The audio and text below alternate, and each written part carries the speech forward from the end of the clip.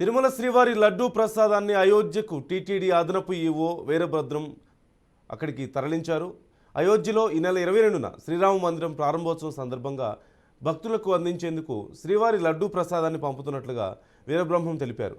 తిరుమలలోని శ్రీవారి సేవా సదన్ 1 నుంచి శ్రీవారి లడ్డూ ప్రసాదంతో కూడినటువంటి బాక్సులను శుక్రవారం రాత్రి తిరుపతి విమానాశ్రయానికి తరలించారు. అయోధ్యకు 1,00,000 చిన్న లడ్డూలను శ్రీవారి ప్రసాదంగా పంపాలంటూ టీటీడీ ధర్మకర్తల మండలి నిర్ణయం తీసుకుందంటూ తెలిపారు. అందుకోసం టీటీడీ ధర్మకర్తల మండలి అధ్యక్షులు భూమన కరుణాకర్ రెడ్డి, ఈవో ఏవి ధర్మారెడ్డి ప్రత్యేక శ్రద్ధతో స్వచ్ఛమైన దేశీయ ఆవు నెయ్యిని ఉపయోగించి లడ్డూలు తయారు చేయించినట్లుగా చెప్పారు. శ్రీవారి సేవకులతో మొత్తం 350 బాక్సుల్లో 1,00,000 లడ్డూలను ప్యాకింగ్ చేసినట్లుగా వారు చెప్పారు.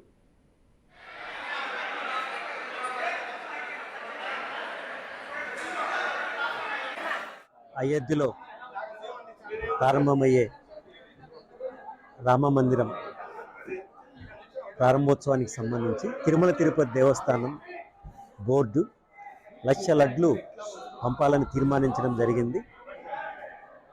దానిలో భాగంగా 1,00,000 లడ్లను ప్రిపేర్ చేసి తర్వాత నిన్నంతా కూడా వాటిని ప్యాకింగ్ చేయడం జరిగింది.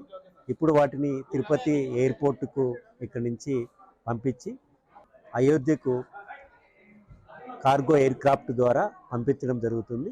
22వ తేదీన ఈ యొక్క తిరుమల అత్యంత ఇంపార్టెంట్ అయిన ప్రతిష్టాత్మకమైన ప్రసాదాన్ని అయోధ్య ప్రారంభోత్సవం సందర్భంగా భక్తులకు పంపిణీ చేయడం జరుగుతుంది.